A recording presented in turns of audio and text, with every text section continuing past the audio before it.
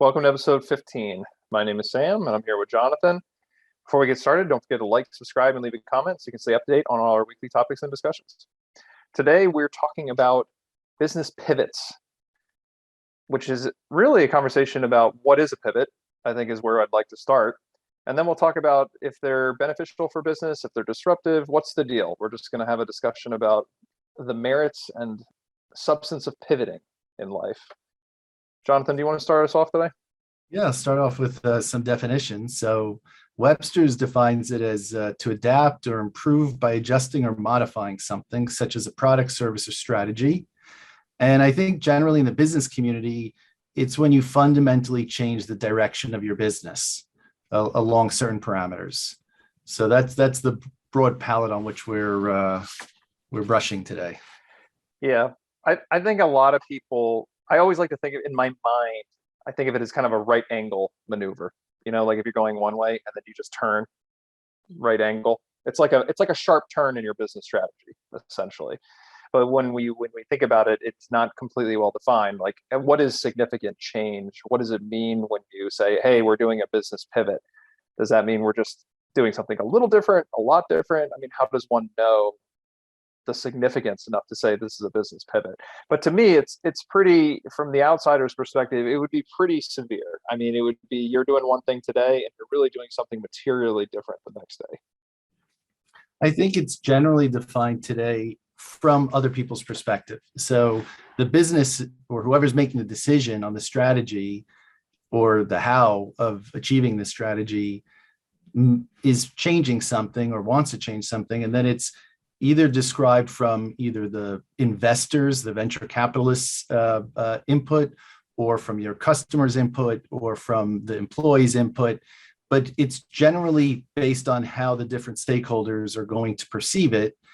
And a lot of the literature out there is on how you address the perceptions of those people. But I think we want to stick a little bit more to the fundamental of it. And this really ties to our prior podcasts on the why, knowing your purpose, knowing your objective, and the like. So, and from an opinion standpoint, I'll start by saying here at Truval, and I think I speak for both of us, we're pro pivot in the way it's used, like the way the definition we're saying. It's a healthy thing. And like many people who advocate making pivots or making hard switches when you have to within the business to kind of stick to your mission, I think it is a very healthy thing, even though if it can be jarring. And it's funny because a lot of people, I think, are starting to become more supportive of hard pivots in business. But then a lot of people also look at them. Wall Street still does not like hard pivots. They're very hard to communicate to people who are not intimately inside the business as to why they're valuable or what's going on. They tend to still, even though we're starting to understand it's part of a mature business cycle, it's part of more of an agile mentality. It actually still, for most people, it's a troubling red flag from an outsider's perspective. It really depends on what your target is. And this is, I think, the heart of it, getting right to the heart of the issue, at least from my perspective. If you know your reason for being, you know what problem you're trying to solve, what value you're trying to bring to the market, what opportunity you're seizing, if you know that very, very well, and it is to actually add value, as opposed to, let's say, your objective is to be financially successful, that's a different story. But if you know what your target is, then any pivot, 90 degree or 10 degree, I think is healthy. It makes sense. In other words, so if your target is very clear and you're missing the target or you're having a problem, you adjust your aim, you adjust how maybe your equipment to hit the target or whatever it is. But if your target is movable because it's completely based on outside forces, so you have venture capitalist funding and that funding just wants to see its investment back, well, then you have a moving target. And a moving target, really, there's no such thing as judging whether or not the pivot, it makes sense. It's how is it perceived? And if it's perceived well by your funders, then it's fine. But I think we would focus more on knowing your why. Well, I would even say you can't have a pivot when you have a moving target. I mean, because you're just acting randomly. I mean, yet the target there's tons of literature on the topic, So, and in fact, the most successful pivots that are touted usually are situations where an entity started with one intention and went to a completely different intention. So, taking Slack, I think it was a gaming entity, and they built some internal collaboration tool that turned into what their purpose was. But I don't think there's no way you can align the original vision with the ultimate vision, and yet that's touted as one of the most successful pivots. Yeah, and that's where I would have conflict with that. And that's why it's actually an interesting topic, because if you know what you're trying to achieve from a mission or from a value perspective, as you say, you a pivot is only an external label on something that it seems like for outsiders it's difficult to trace the continuity of the business's evolution or their roadmap or their kind of steps towards achieving that value proposition or achieving that end goal. Internally, one could say that as long as your mission stays fixed and you have a strong value driven mission, everything is that's contributing to that is just iterative. And I would say from an internal person's perspective, that might not seem like a pivot at all. If you were saying I started out as one company and I just by happenstance accidentally became another company and just started, that to me is not as much of a pivot, because it's a pivot suggests it's conscious, I would say. I don't know. What do you think about that? Well, I mean, implicit to most of the literature on pivots, I think, are two things. One is that it's financially based. So it's defined by success, and success is defined by you were financially successful. And the other is that whatever constituted the core of the original entity continues.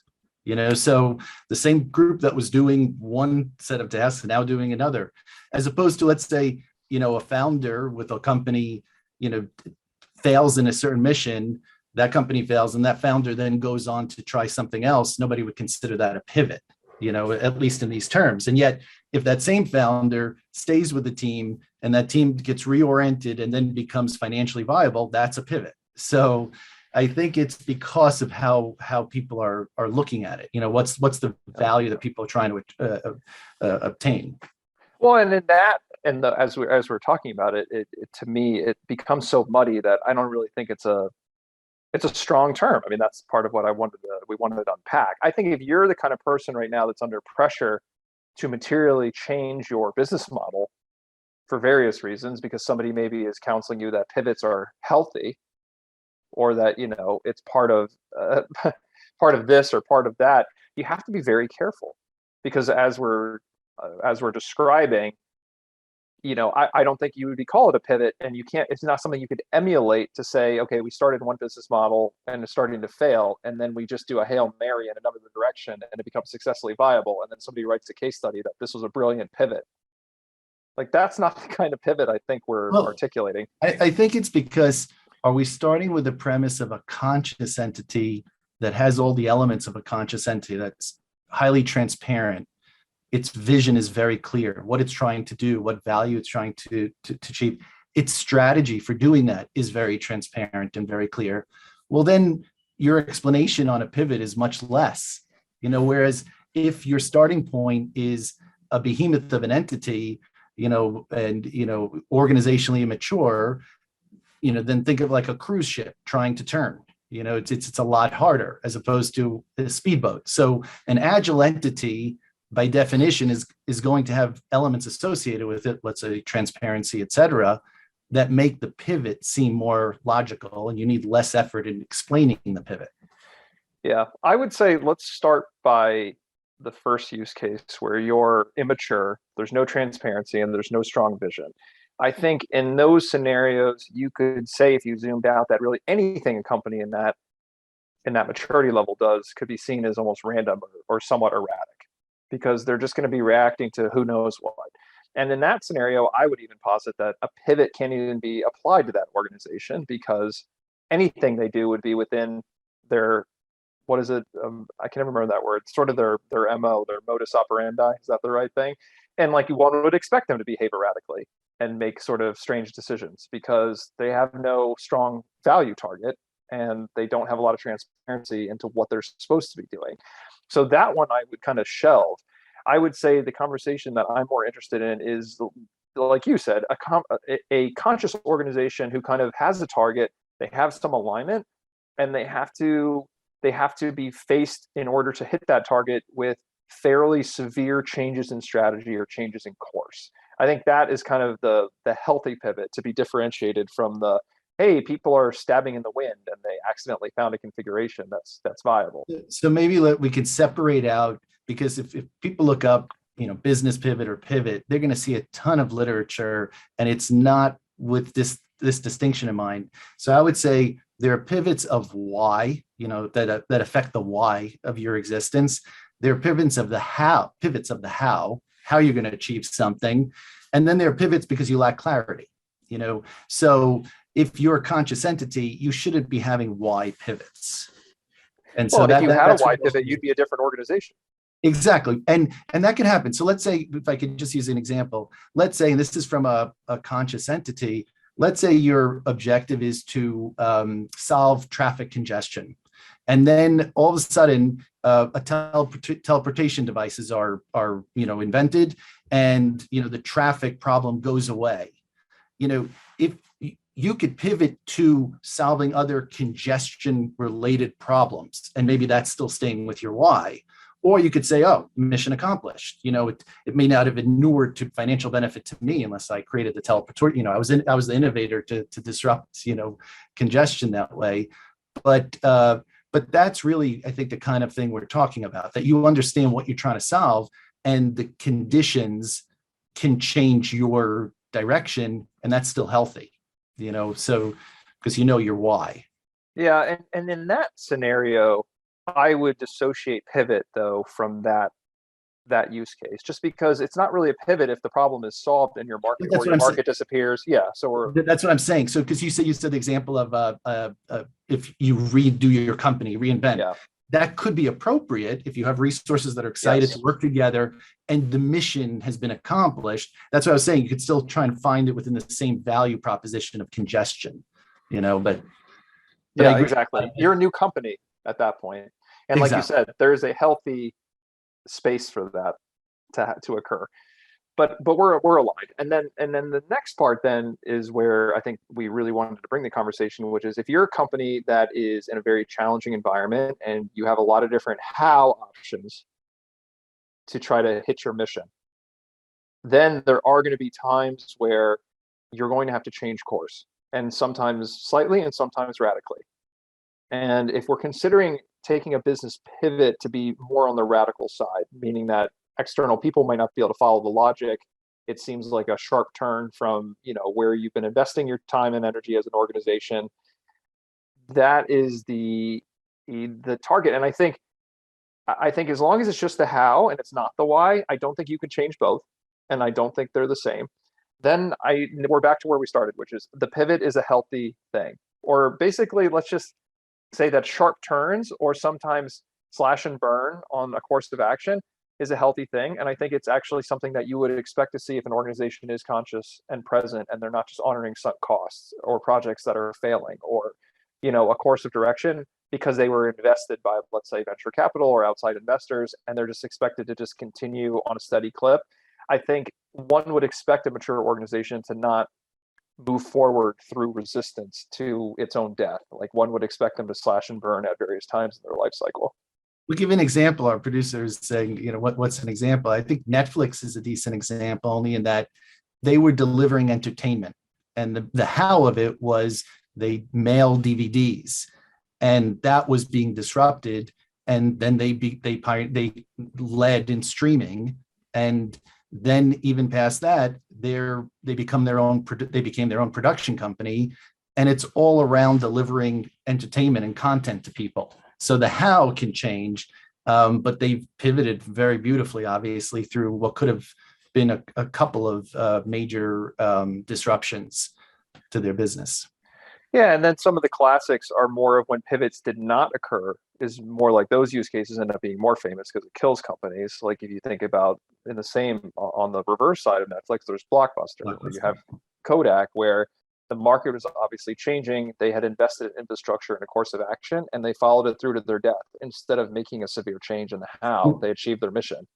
both very interesting use cases, because Blockbuster had the opportunity to buy Netflix, and Kodak invented the digital camera. So clearly could have been on the path, but that's a whole nother innovation, and is a whole nother topic, I guess. Yeah, and I'm sure, like, I don't have anything queued up. I don't know if you have any more case studies, Jonathan, but I mean, I'm sure like a lot of the successful companies, especially nowadays, it's becoming more.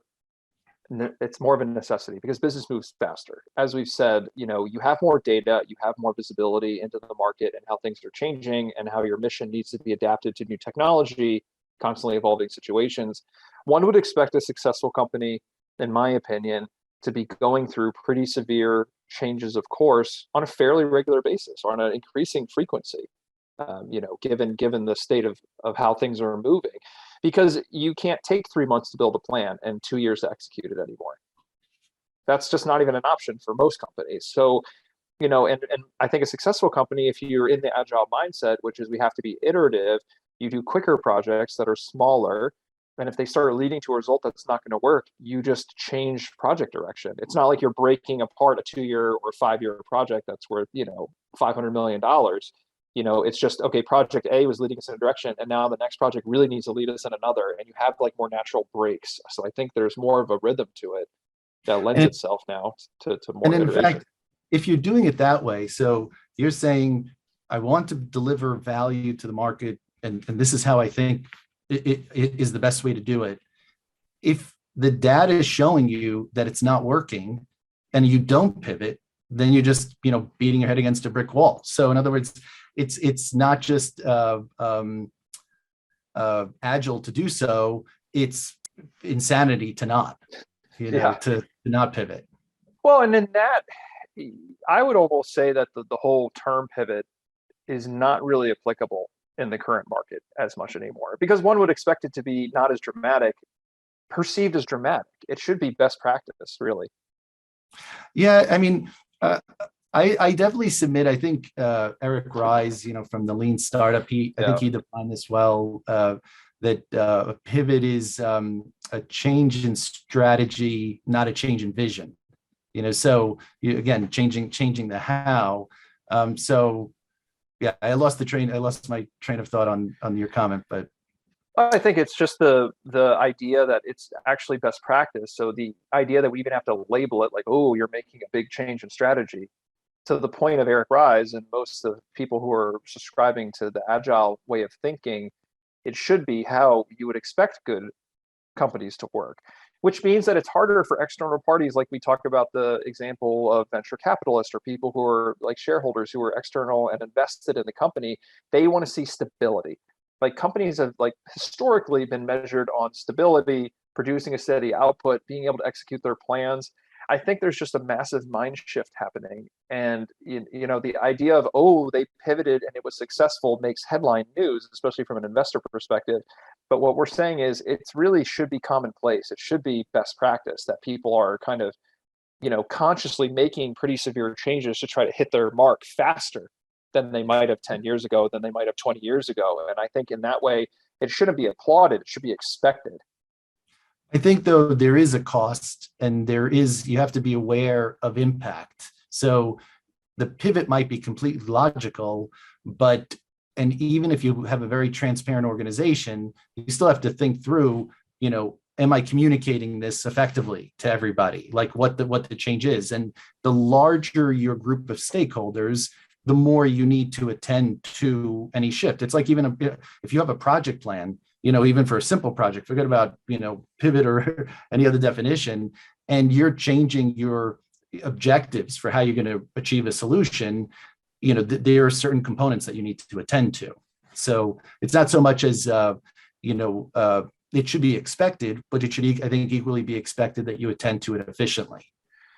That's a great point, that if you're in if you have more people who have eyes on the company in a bigger organization or a company that has a lot of external investment, I guess, let's say energetically or financially, or customers and suppliers, it just depends how big you are, and I think people are comfortable with stability, and stability even in the being able to be perceived as stable through big radical changes that are compressed in time, to your point, Jonathan, it's just a matter of being transparent and messaging them and having good change management. So a lot of it comes back just to again, it's always hammering these fundamentals of the more you give people visibility, you are about what you're doing and why you're doing it, that actually promotes this idea that you're stable, you're mature, and you're in control.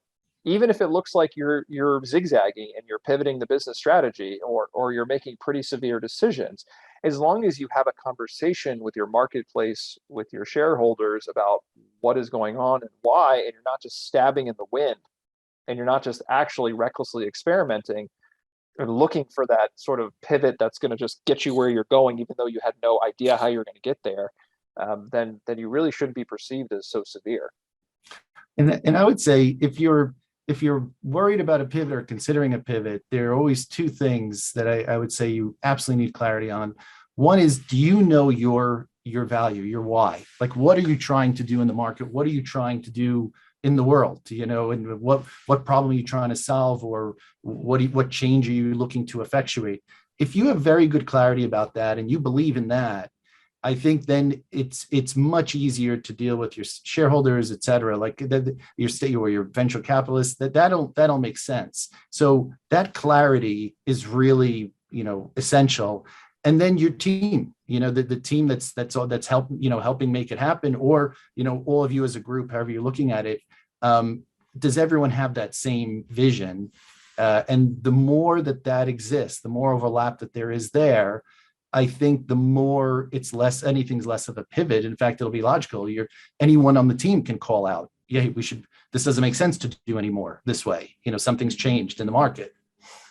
Yeah. And to look at that, I guess in kind of summary, what you just said is that it's a good thing to behave in concert with what you need to do. I guess it's not like I guess what we're coming to is that you shouldn't be considering a pivot because it's a pivot, because it's dramatic, because it's a departure from what you've done without sort of any substantial conversations or backing. Like, you should never be trying to do something just to be radical. And if you're on the other side of that, where people are forcing you to do a hard break from what you're doing and you don't see the logic in it, or you don't see the vision or the why or the continuity, at least theoretically, then it's okay to be a naysayer, and I think, and to ask the questions like we always are promoting, to make sure you know what's happening.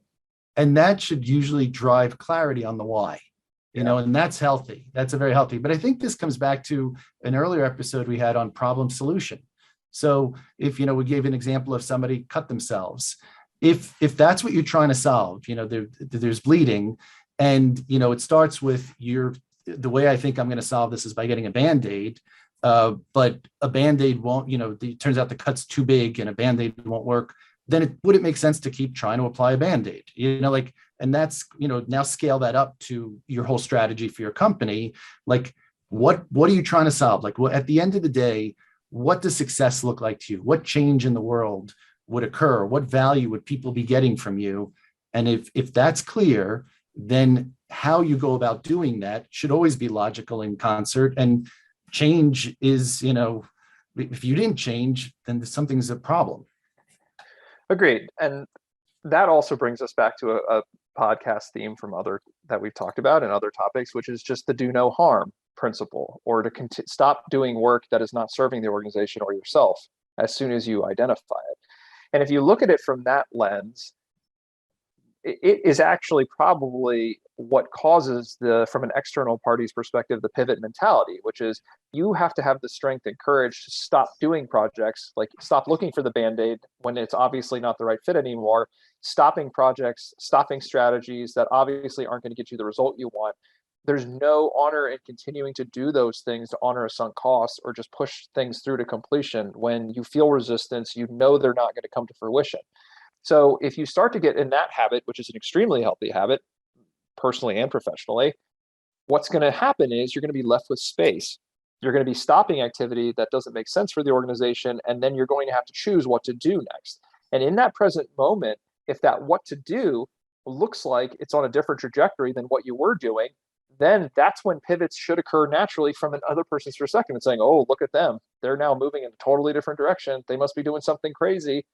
but it may not necessarily be the case. And I think that's really the wisdom that Jonathan, you were just saying too, which is it should always be logical. Nothing should be radical. And if you're contemplating something around this topic, it shouldn't be because, oh, we need a radical change. You're never going to need a radical change for its own sake. It should be well informed and it should be highly visible and it should have a very, I think, continuity of logic, but maybe not physical behavior. And so if you have like, the ultimate objective is to effectuate X change in the world, whatever it is, or deliver X value, there's always a series of ideas of what you need to do to get there. Any one of which could prove incorrect, any one of which could fail. Like the market might not respond the way you thought they should, or data that comes in tells you something different. So even along the way, you have sub whys. We talked this again in problem solution. And when those change, it's not a pivot or failure to say, oh, we tried this, it didn't work. The data's showing it was incorrect. Our assumption was incorrect. We're taking that information on board, and now we're going to try something else. That's not random. You still have your ultimate vision, and that's still very clear, but you're taking on board information, and that's a learning culture. That's actually, how you succeed. The problem is most people are just used to blame, or as I think Sam, you were starting to say, you start on a course of action, see it through, as opposed to, no, we only started this course of action for a reason. If that reason changes, we should change. Well, and that's where the whole logic of staying present with your decision making, and also that applies to business decision making, is so important. And that's really what I wanted to endorse that underlies this conversation, which is you're really in the world of business pivots, you're either guessing and checking, which is bad, or you're being present and you're kind of saying, okay, in this moment in time, we need to change direction because that's what, like Jonathan, you just said, what the data's showing us. What, like this project that we're doing is not going to work anymore. And that's very healthy and that's very mature. And I'd love to see that. But if you're the person on the other side, you should really be looking in the mirror and saying, am I doing this because I know what I'm doing is failing and I'm just guessing and checking and stabbing at alternate paths? Or is it because I'm reading the signs and what we're doing is failing and there's basically a door opening somewhere else and we need to walk through it? And I think that should be something, if you're kind of using this conversation to frame what this sort of extreme change process looks like, that should be your kind of fork in the road. And one would think you can be fairly honest with yourself. And if you're in the guess and check mode and you're just looking for a big change to shake things up or add a different energy, I would definitely counsel to pause and really think about if that's a healthy decision, because you can also just create the space like we're always talking about. If you know what you're doing is wrong, but you don't know where to go next, just leave a little open space, talk to your people, talk to yourself a little bit more, kind of leave room, but don't just be wildly changing for its own sake, because that also can be extremely harmful. Yeah. And I think just keep thinking through your reason for existence, the reason for your being. Why did you even start whatever you're setting out to do? If you just mull on that again, and that's a healthy place to be, you knowing your target. When you get mired in the details of how you're trying to get there and something isn't working, and then you just spend all your time on trying to solve for that project or whatever it is, you can lose that connectivity. And that's, I think you could start losing your way very, very fast. And then you get tons of input and you don't know what to do with that input. You don't know the value of it. Yeah. And this way of thinking, staying aligned with your core mission or values. For me, I have a personal anecdote because I actually internalized this way more quickly personally, and then I could see its application in business. But I remember there was a time when I was really focused on mindfulness, and what it was starting to do and being more present, it was breaking the spell of my 5-year plan and my 10-year plan that so many people had for so long, which was, well, I need to be at this salary level. I need to be walking through this career track. I need to be doing these activities to stay aligned, because that's a planning mentality. And when you start to keep things more in the present moment and you start behaving on where you want to be going, it at first was extremely chaotic feeling. And even my friends and family, who let's say are the analog to shareholders and let's say financiers or venture capitalists backing, they would look at me and they would even comment and using that word pivot and say, it seems like you're pivoting every week or every month, or like you have no idea what you're doing, or your behavior is random. But from the inside, experimenting with, well, this interests me this week, and I start working on the project. But now all of a sudden I'm not interested in that, so I switch to a different project. And it seems like, well, how could you ever get anything done that way? But the surprising outcome of living that way for a year or two was I was more productive than ever before because there was no hesitation. There was not a lot of time wasted pushing through projects that weren't interesting, that weren't exciting. And in the meanwhile, even if I start 10 projects and I don't finish any of them, there's this learning process that's happening, and there's experience that's happening. And I was starting to grow faster than ever before. And even though one could not chart a linear path from where I was acting and where I was getting, I felt fantastic. I felt energized. I was getting a lot more done. And then all of a sudden, what starts to materialize, you can look back in hindsight and maybe connect all the dots. But from an external perspective, that would have been very, very difficult. And I think as an individual, that could be a story. In an organization, it could look very similar. Yes, as long as like there's still an orientation to something. So in other words, let's say your objective was to be a more present person, or healthier, then all that activity, even if it's a pretty broad goal, it's aligned. But as an organization, if people are depending on you, if any activity can seem very frenetic if it's not oriented towards something. Well, and the orientation is extremely important. So on a personal level, I would make a sweeping statement that for me, in the example I just gave, being more present, your alignment is doing whatever you want to do. And we've talked about that. And, my belief around mindfulness is that if you're being mindful, you should be able to do the things that excite you and the things that you want to do. And that can be a personal alignment, even though that changes over time. It can be, I need to always be doing things that are exciting for me. For an organization, to your point, it's not always quite that clear. Like an organization's analog or their North Star is going to be sort of the conglomeration of all the people, let's say in a small company that started it, and eventually that gets much bigger. But that has to be articulated and shared among the group. And that thing could be solving traffic congestion from our example earlier. It could be anything, but it could be what makes the organization excited. What is their purpose? What drives energy out of the organization? So you do have to find that similar vein and you have to stick to it. But I think one thing is it can be very encompassing, right? That could constitute a lot of activity. It doesn't have to be limiting, I think, is one thing that I'd say about that. Well, I can almost imagine a lot of listeners like they're getting nervous because this idea of trying multiple things or doing, I don't feel like doing this, or I do feel like doing this, that could seem like a recipe for disorder.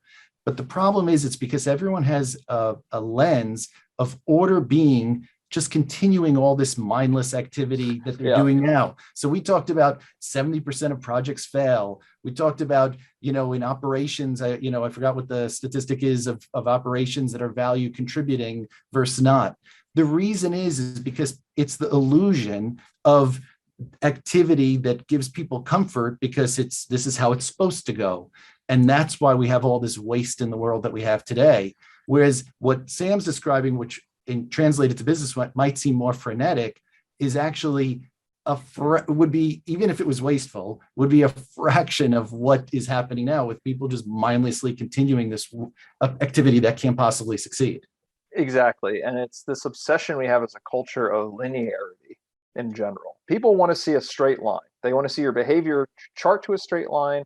And this whole conversation we've been having today on pivoting is because people want to see a line going straight, and if it bends or turns, everyone is sitting in the benches and saying like, "Oh, it's straying off course. It looks like they're doing through a pretty big turn here." In nature, nothing is linear. In being mindful, there is no linearity. So like this is kind of what we have to dismiss from our thinking. There's no need for that. It doesn't show health. It doesn't show stability. They're not related. And this, I'll go off business for just a second on the individual.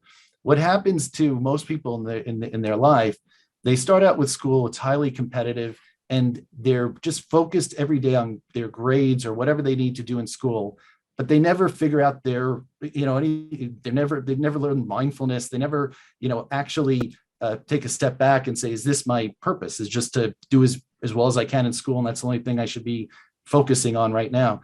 Then they say, okay, I should be married now. I should be or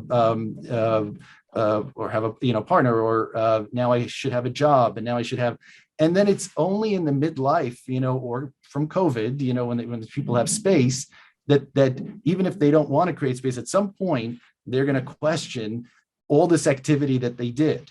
And this is essentially how businesses become organizationally immature. How do they grow like that and all that waste is because of exactly that. Everyone doing, like we're supposed to have now shared services, we're supposed to have now this, and everything is constructed and all these shoulds, as opposed to having this consciousness about everything being oriented to the value that you're trying to deliver as a conscious entity.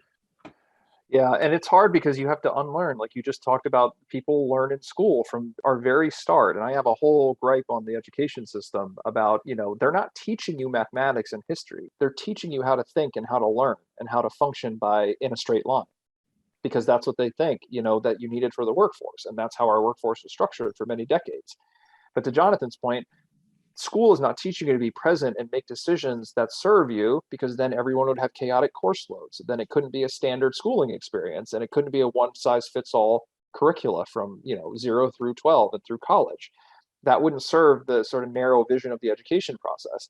So we're all trained to think that you've got to go through the path.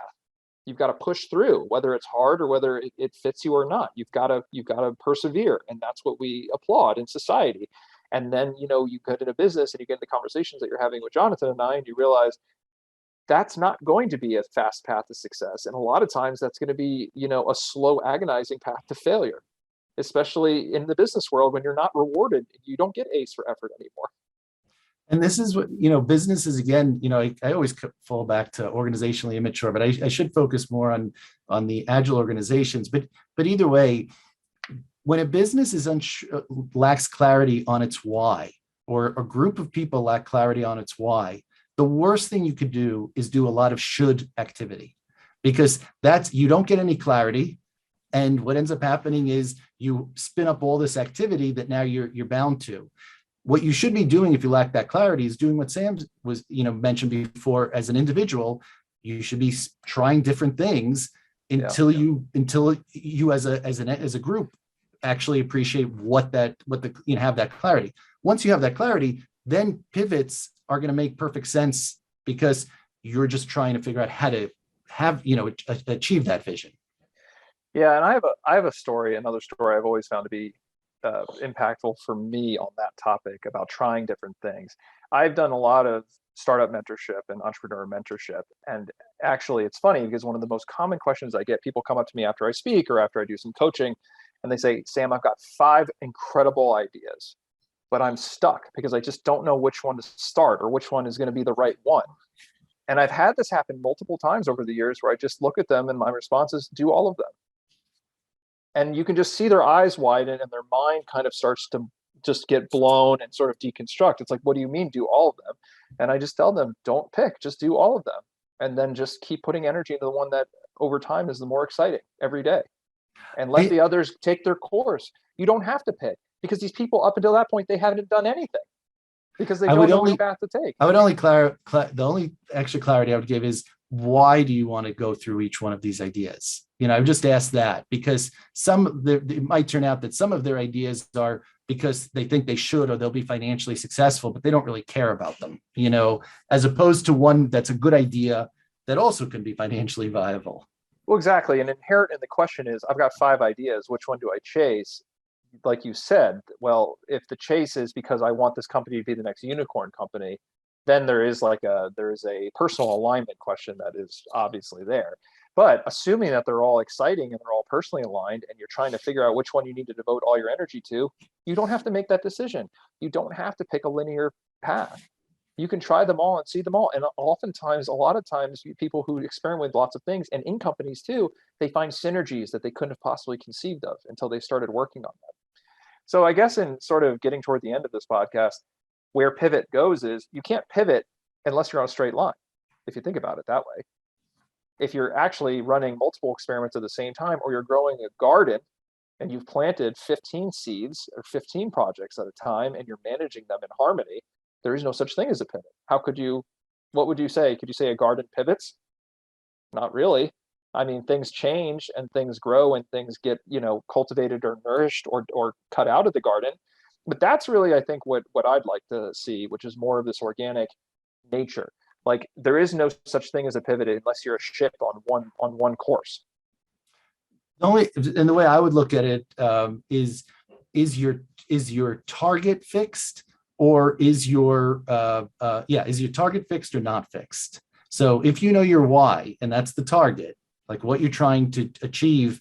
And when I say trying to achieve, it's not like, again, it can't be like financial success and that's your only mission, because that's not a fixed target. A fixed target is, let's say, solving traffic congestion, because I feel passionately about that, and I have skills to be able to do that. That's a fixed target. And then anything on how you hit that target shouldn't be a pivot. That makes perfect sense. If you don't have clarity on what your target is, then don't do a lot of should activity, because that's not going to help you achieve any clarity on creating a fixed target. So it's a difference to me is between a moving target and a fixed target, and that describes to me whether it's a pivot or not.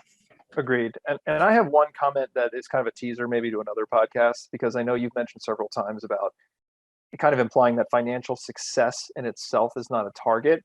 And I just want to double down and say I agree with that. And we could talk a whole podcast, probably a series on how money is just a form of energy, but you can't, creating energy is only effective if you move it out back into the world. So this is a dynamic that financial success, if you define it as amassing money, it in itself cannot be a goal. Well, it can be, but it's a neuroses, So in other words, yes, be honest that that's your objective. Your objective is not whatever you're saying your passion is. It's to amass money, but then just realize that if that's your object, you will never be satisfied in life. It's impossible.